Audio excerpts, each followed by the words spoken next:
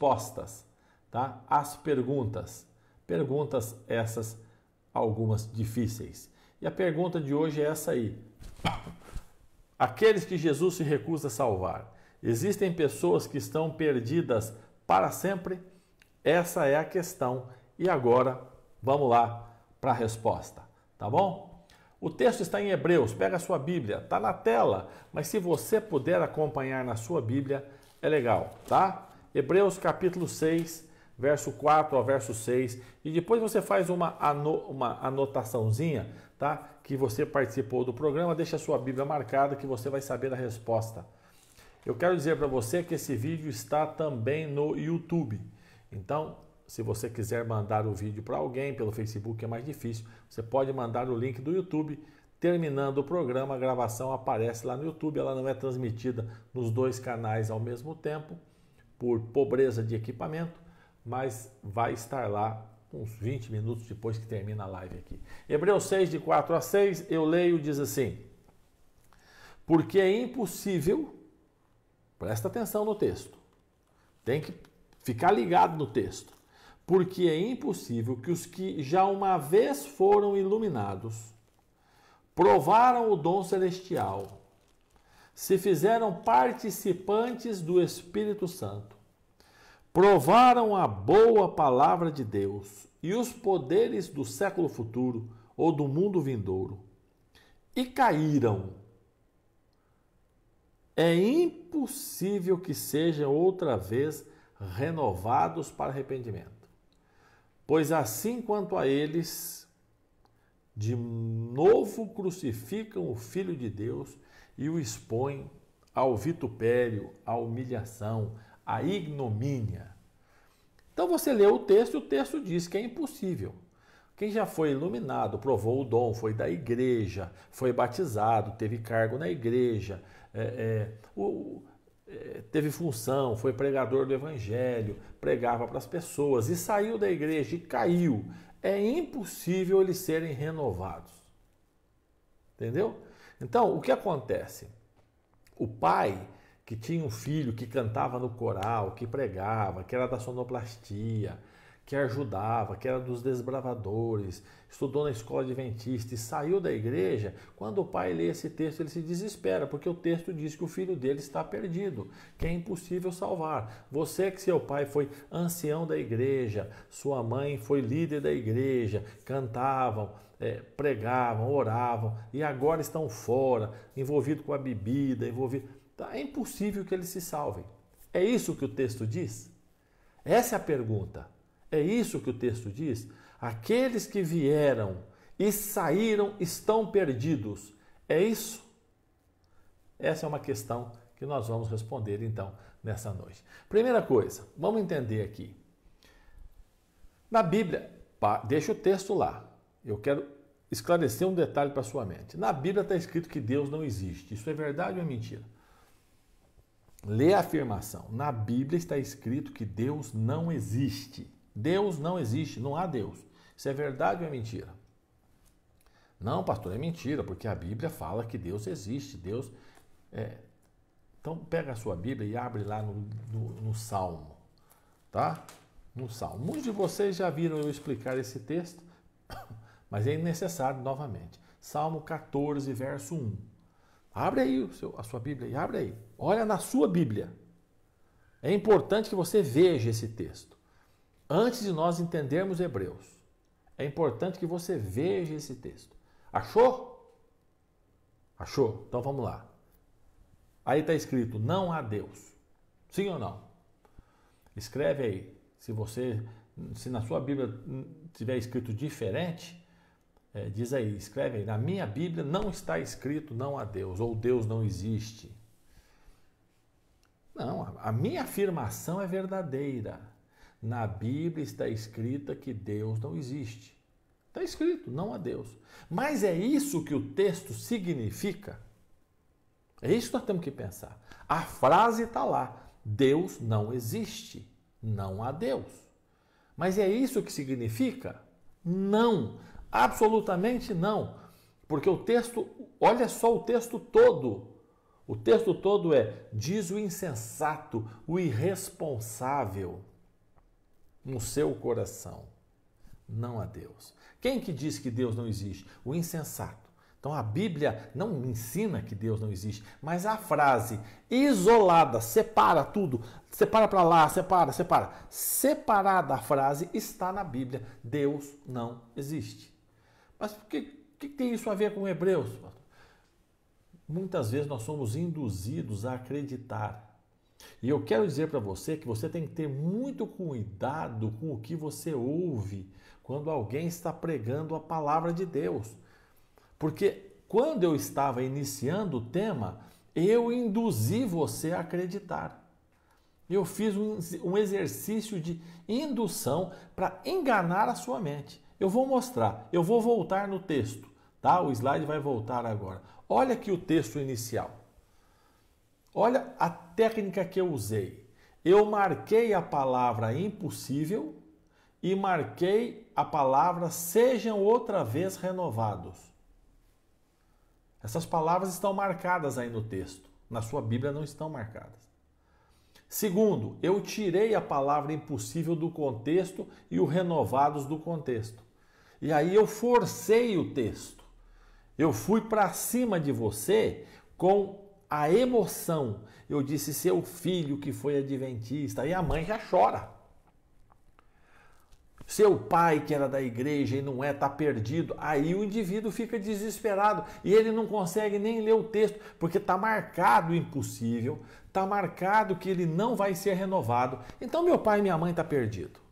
Isso é uma técnica que pregadores usam para enganar o que está ouvindo.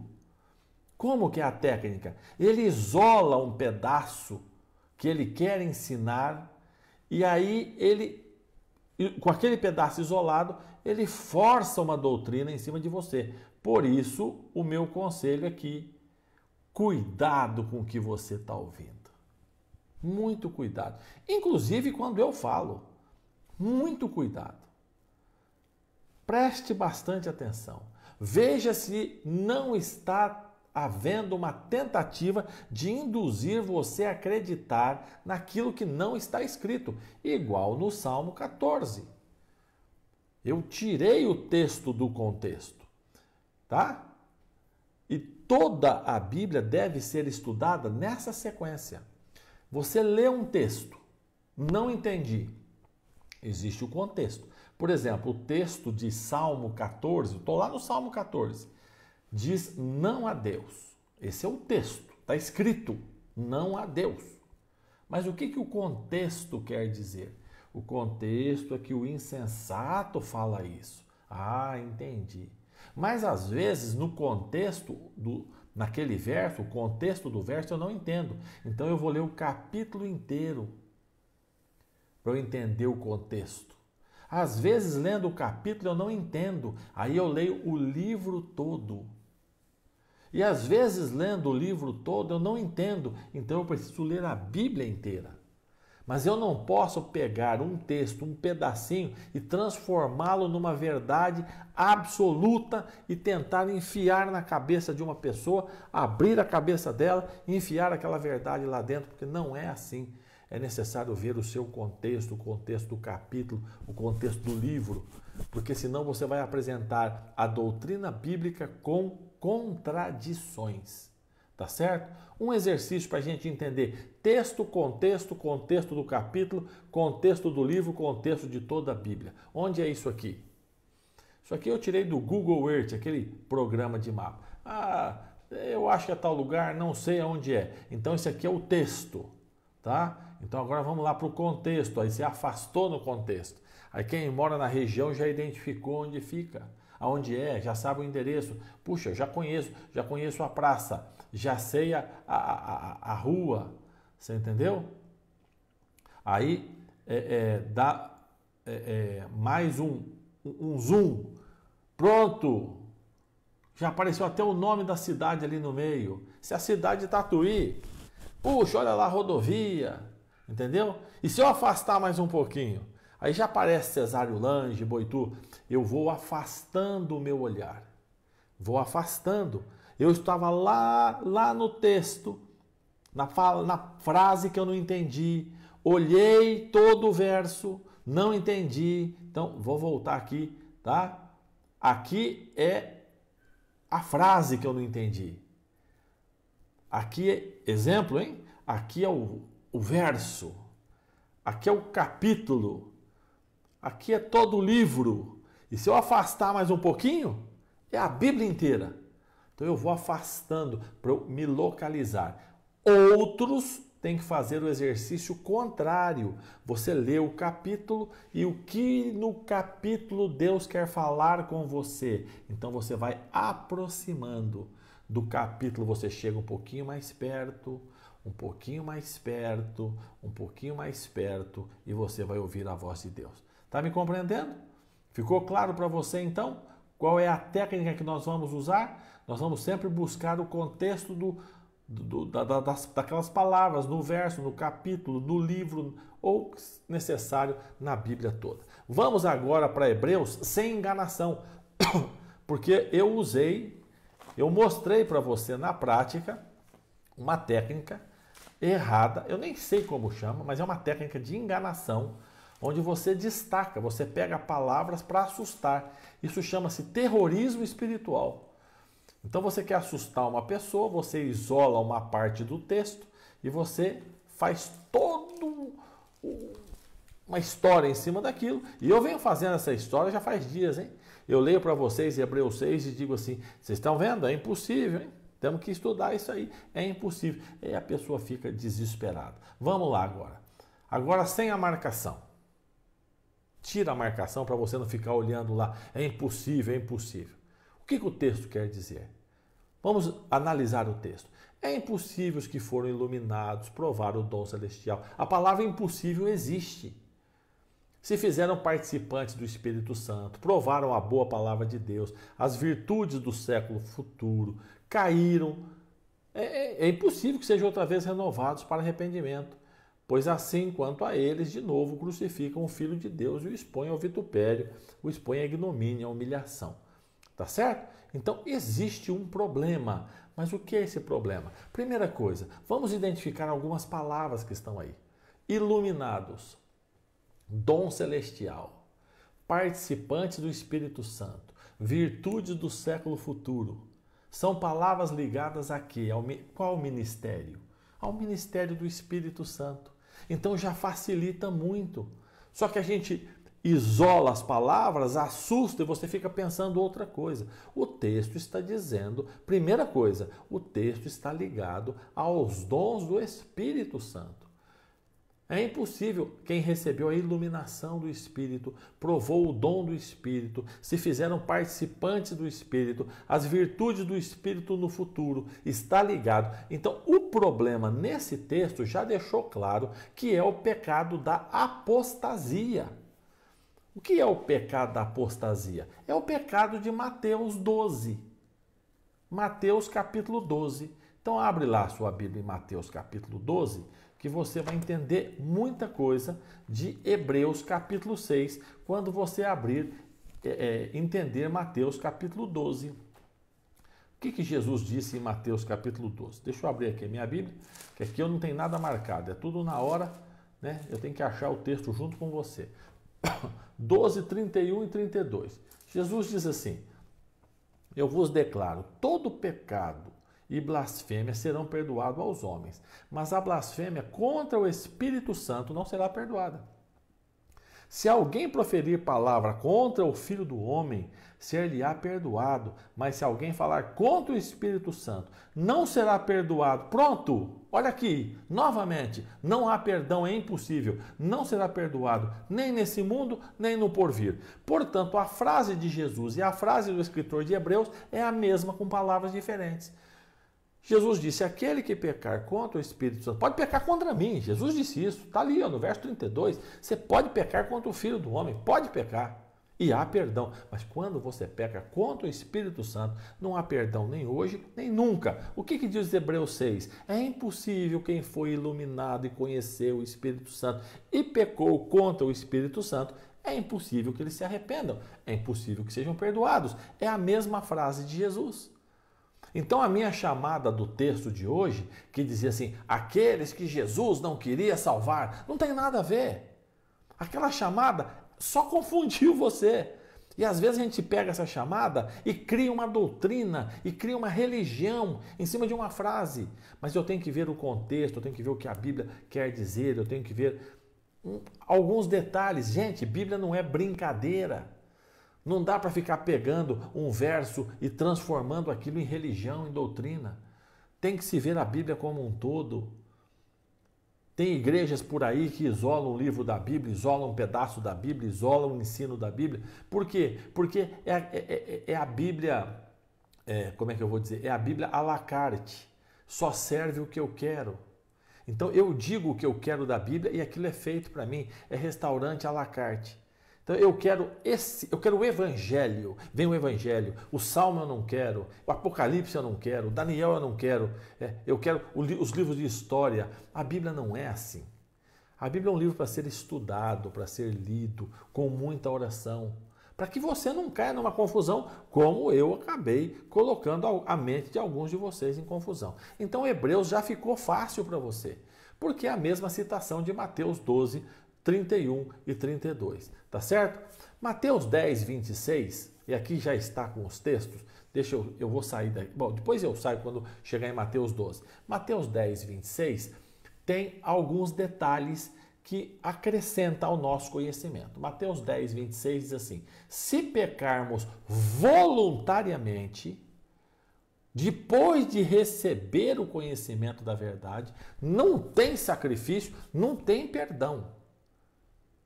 Agora, qual é o pecado sem perdão de Hebreus 10, 26? É o pecado o quê? Voluntário, depois que eu sei a verdade. Eu sei a verdade que Jesus é o Salvador e vou buscar a salvação em São Pedro, Santo Antônio, São João. Eu sei a verdade. É um pecado voluntário. Eu sei e decidi pecar.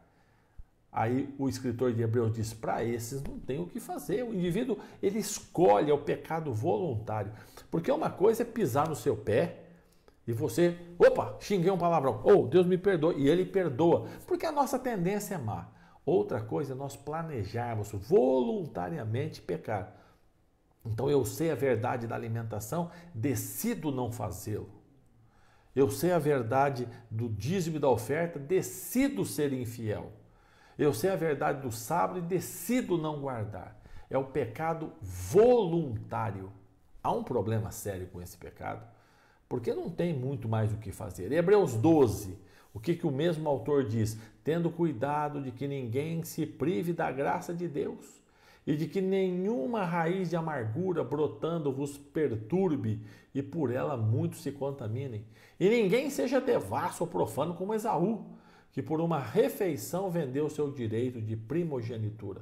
Porque sabemos que, querendo ele ainda depois herdar a bênção, foi rejeitado, porque não achou lugar de arrependimento, ainda que com lágrimas ele buscou. Pronto, então existe o pecado voluntário e sem arrependimento. Hebreus 10, 26 fala do pecado voluntário. Eu quero pecar, eu sei a verdade, mas não vou fazer. Não vou. Já estudei, já sei, não vou fazer. Eu sei a verdade e vou praticar a mentira. Pecado voluntário. Primeiro problema. Segundo problema, como Esaú vendeu o direito, depois chorou, mas nem arrependido estava. Então é o pecado sem arrependimento. Tá? Deixa eu tirar aqui o logo do distrito aqui, deixa eu desaparecer para a gente ver o último texto. O 25 e 28 de Hebreus 12. Vede que não rejeiteis ao que fala. Porque se não escaparam aqueles que rejeitaram o que na terra os advertia, muito menos nós, se nos desviarmos daquele que é dos céus. Por isso, tendo recebido um reino que não pode ser abalado, retenhamos a graça, pela qual servamos a Deus agradavelmente, com reverência e piedade. Então, eu não posso pecar voluntariamente, sem arrependimento, e abandonar a graça que me foi oferecida. Veja, quando eu entendo Hebreus 10, eu entendo Mateus 12, Hebreus 6 já resolveu o meu problema. Hebreus 6 está dizendo que aqueles que pecam voluntariamente, aqueles que pecam sem arrependimento, não tem o que fazer por eles, porque cada pecado é Cristo na cruz, sendo morto por aquele pecado.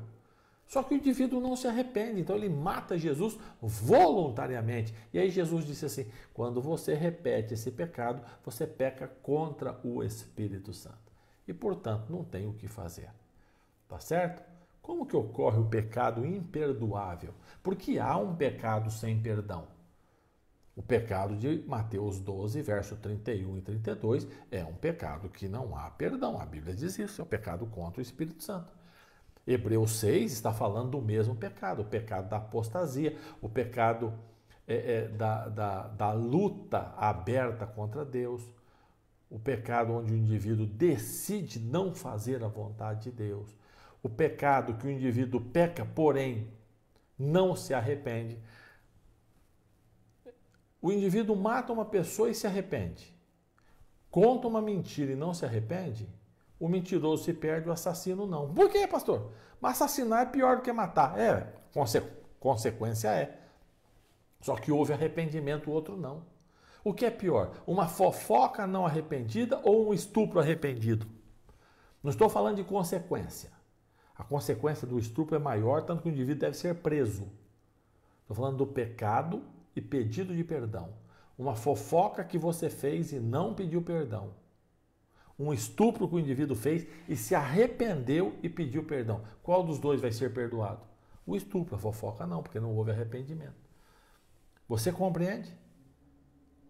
O problema do pecado que você não se arrepende, que eu não me arrependo, como que ocorre o pecado imperdoável? Todo pecado passa por fases. A primeira fase é a tentação. Deixa eu limpar o meu óculos aqui enquanto eu falo, que estou vendo a tela embaçada, está parecendo o óculos da minha esposa. Primeira fase de todo pecado é a tentação. Só que tentação não é pecado, porque se tentação fosse pecado, Jesus teria pecado, porque a Bíblia diz que Jesus foi tentado, porém sem pecado. Tentação não é pecado, tentação é gostoso. Todo mundo gosta de ser tentado. Ai, que coisa boa, estou sendo tentado, mas eu não pequei, olha, eu sou forte.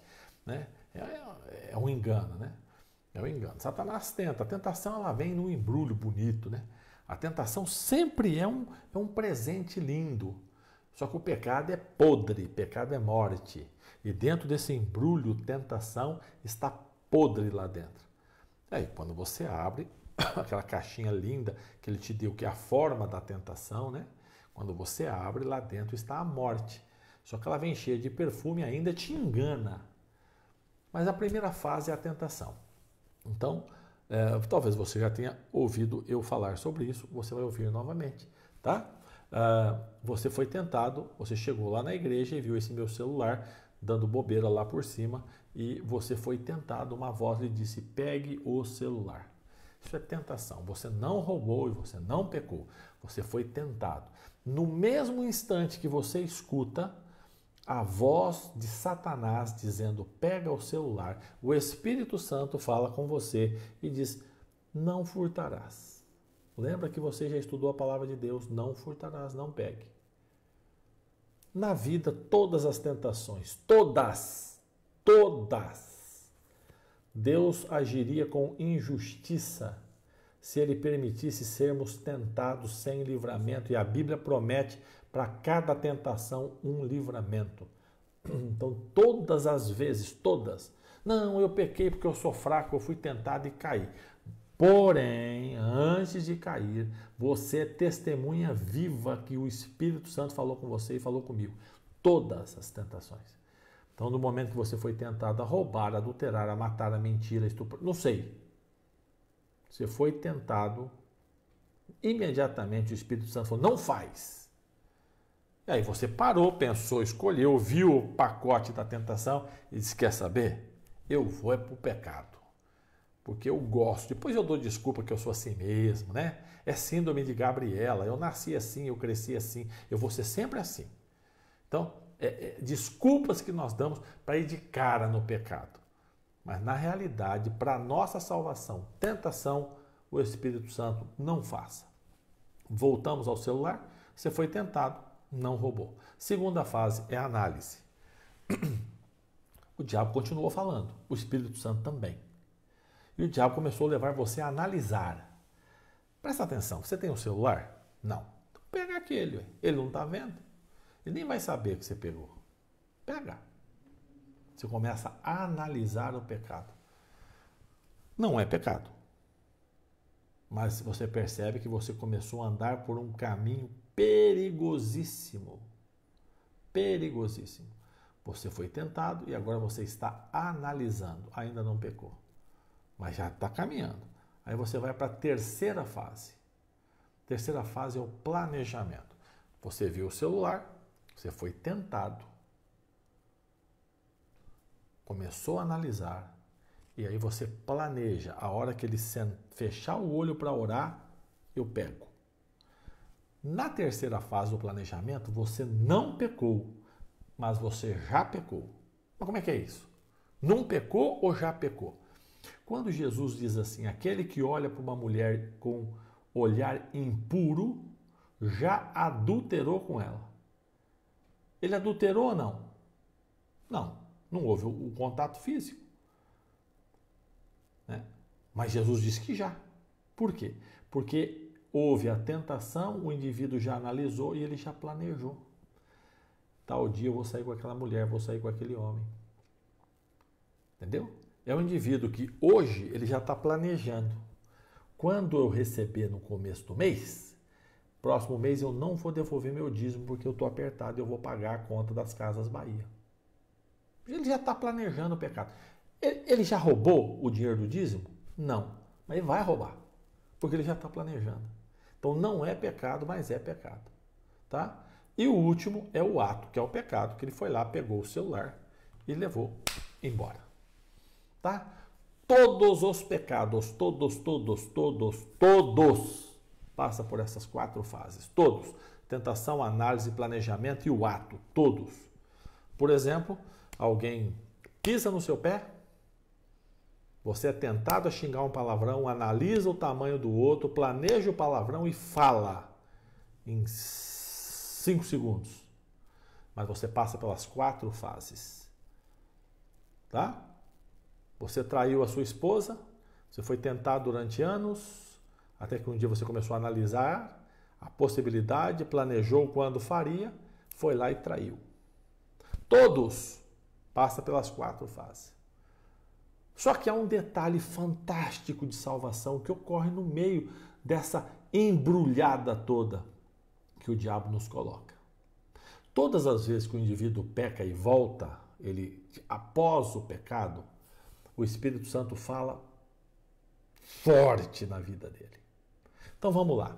O indivíduo nunca roubou e pegou o celular, foi para casa. Ele não dorme. Não dorme. A gente chama de consciência pesada. Rola para a direita, rola para a esquerda, levanta, toma água, volta, deita, vai no banheiro, volta, deita, rola para cá, rola para lá, olha no relógio meia-noite, e uma coisa incomoda, ele dorme, ele sonha com alguma coisa, ele acorda, ele fica angustiado, não tem jeito. Quando dá lá para as 3 horas, sei lá que horas, vem uma vontade imensa de confessar o pecado, pedir perdão e mudar de vida. Isso é um trabalho fantástico do Espírito Santo. A gente usa a frase que o Espírito Santo está lutando. E é uma luta mesmo. Desculpa o termo que eu vou usar aqui, mas é pancada o negócio para sair. Porque o ser humano ele tem tendência pelo pecado, ele ama o pecado, ele quer fazer errado. O Espírito Santo luta e diz, não, confessa, devolve o celular. Você não precisa, por que você roubou? Devolve. Ali o indivíduo tem 2 saídas. Uma, ele se ajoelha, ora e diz assim, Espírito Santo, Deus, o Senhor venceu, eu vou devolver amanhã cedo. E dá-me forças para não roubar mais. E aí o indivíduo chora, ele pede perdão, ele se arrepende. Certo? Naquele momento, o poder do Espírito Santo na sua vida cresceu. E o poder do diabo murchou. Outra situação. Quando deu 3 horas da manhã, você não aguenta mais. Com aquela dor de consciência. Aí você vai tomar uma decisão, porque quando o Espírito Santo fala, vai lá, confessa, devolve o celular, muda de vida.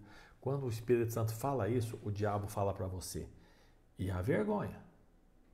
Hã? Você tá maluco. O que você vai falar pro pastor? Você vai chegar para ele e falar, ó, roubei teu celular. Não, você tá doido, não faz isso não. Faz o seguinte, larga esse celular num canto aí, não mexe com isso. E faz uma promessa para Deus que você nunca mais vai fazer. Essa promessa, eu nunca mais vou fazer, ela não envolve arrependimento. Porque arrependimento, eu tenho que devolver aquilo que eu peguei, eu tenho que pedir perdão a quem eu ofendi, eu tenho que consertar a bobagem que eu fiz. Uma bobagem pública, não foi um pecado entre eu e Deus que se acerta entre eu e Deus. Foi um pecado público, eu preciso consertar, eu preciso devolver. E aí o orgulho. Não vou, não posso, vou passar vergonha, imagina o que vão pensar de mim. Então só dessa vez eu fiz isso, não faço mais. Joga o celular lá num canto e dorme. Naquele momento, o poder do Espírito Santo na sua vida diminuiu. E o poder do diabo aumentou. O diabo fica quietinho, fala nada. Espera uma semana, 2, um mês, sei lá quanto tempo. Aí um dia você está em algum lugar, lá no mercado, tem um outro celular lá.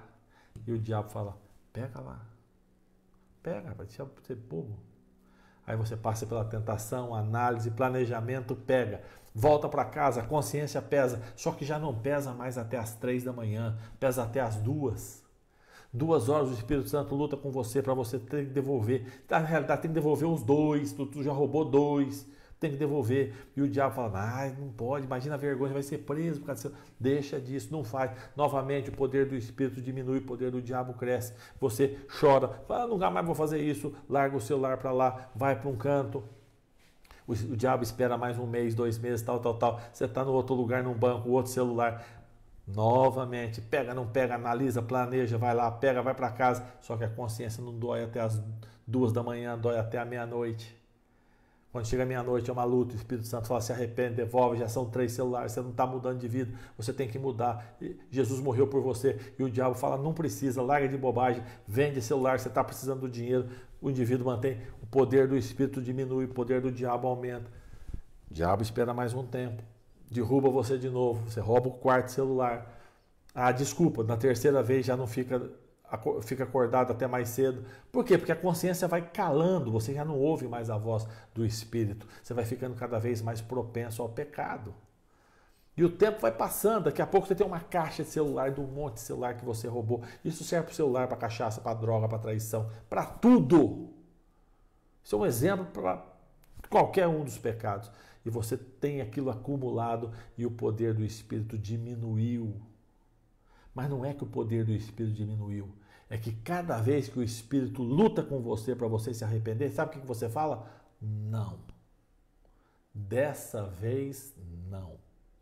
E todas as vezes que eu digo dessa vez não, o poder do Espírito diminui, o poder do diabo aumenta e ele vai tomando conta da minha vida. Até chegar num ponto, depois de não sei quantas vezes, chega num ponto que você vê um celular com as pessoas olhando e você vai e pega. E as pessoas dizem, você está roubando o celular. E você diz, para de bobagem. O pastor tem uns 3, 4 celulares. Deixa ele que fique com os outros. Eu não tenho nenhum. E você começa a ver razão no pecado. Você conhece pessoas que veem razão no pecado? Você tem um membro da família que você vai orientá-lo, orientá-la. E você diz, olha, isso aqui conforme a Bíblia. Bíblia, sai para lá com esse negócio, que isso é bobagem. Isso não existe. É a pessoa caminhando num terreno perigosíssimo. Lógico que nós não podemos julgar o que está aqui dentro. Nós estamos julgando somente palavras. Mas as palavras são duríssimas, porque a pessoa já está caminhando para rejeitar o Espírito Santo. Eu não quero. Prisioneiros, pessoas na cadeia, estupradores. Você vai conversar com eles e eles dizem, não, estuprei, se me soltar eu estupro de novo. Como estuprou, estupra de novo? Você acha que está certo? Eu sou assim mesmo, acabou. Essa é a vida. Eu vivo assim.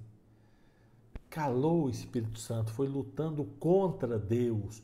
O indivíduo lutou contra Deus. E chegou um momento que o Espírito Santo não tem mais acesso. O Espírito Santo fala, mas o indivíduo já não ouve. Não ouve. O pecado já tomou conta da vida dele. Agora, pensando nisso que eu falei para você, lê de novo Hebreus capítulo 6. Abre lá. Hebreus capítulo 6. Vamos ler de novo. Deixa eu abrir aqui, que eu estava lá em Mateus 12. Hebreus 6. É impossível que aqueles que uma vez foram iluminados, o Espírito Santo lutou com ele, provaram o dom celestial, da presença do Espírito à noite, lembrando ele do pecado, lutando para ele se arrepender, se tornaram participantes do Espírito, porque em algum momento se arrependiam, se relacionavam bem com o Espírito, provaram a palavra de Deus, aprenderam as verdades bíblicas e os poderes do mundo vindouro e caíram.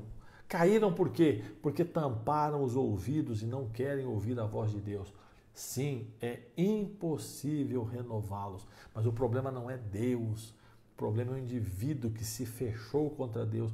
É impossível porque ele não aceita, ele não quer. Essa passagem, se ela corretamente compreendida, Mateus 6,6, Hebreus 6,6, não ensina desesperança, não ensina que não há chance quando o indivíduo se apostata, se afasta de Deus. Ensina que há uma desesperança condicional. Há uma condição. Qual é a condição? Arrependimento. Havendo arrependimento, há perdão. Havendo perdão, há salvação. Essa é a condição. É a única condição. É a aceitação do sacrifício de Cristo. Agora, há desesperança se o indivíduo não consegue se arrepender e nem aceitar o poder do Espírito. Nós não podemos esquecer de uma coisa. Cristo está sempre de braços abertos para receber o pior de nós. Ele está sempre apelando para o perdão. Certo? Conforme Mateus 18, se você olhar a sua Bíblia em Mateus 18, Mateus 18, verso 22, diz assim,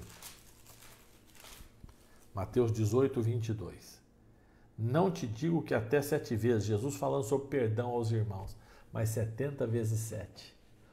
Pedro não sabia perdoar, precisou depois, lá no final, Jesus ensinar a ele o perdão. Sabe, Deus quer perdoar, Deus quer salvar. Essa é a grande verdade. Só que existe uma outra verdade. Não há esperança para quem rejeita Jesus Cristo. Não há esperança para quem rejeita a salvação. Não tem como. Deus não vai forçar ninguém a ser salvo. Deus não vai pegar o indivíduo por colarinho e dizer, não, você vai para o céu. Eu não quero, não vai.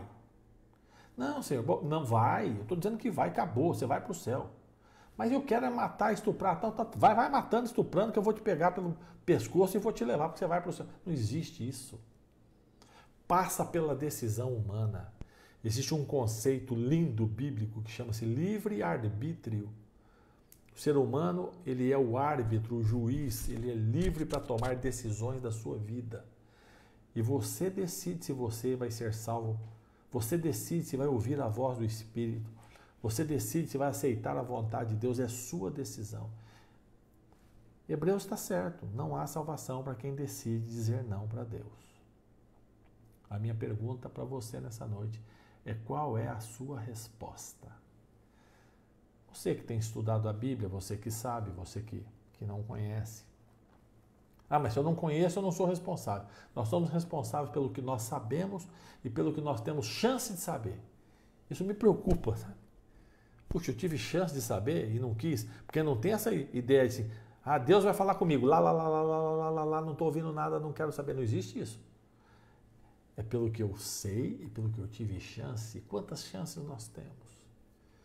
Você que tem ouvido a voz de Deus, você que Deus tem falado com você, as verdades da Bíblia, as mais diferentes verdades, porque a Bíblia é um livro fantástico, além de grande, lindo, ele é de salvação.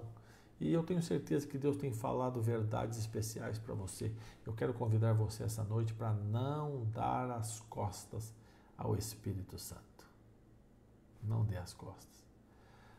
Se hoje ouvirdes a sua voz, não endureçais o vosso coração.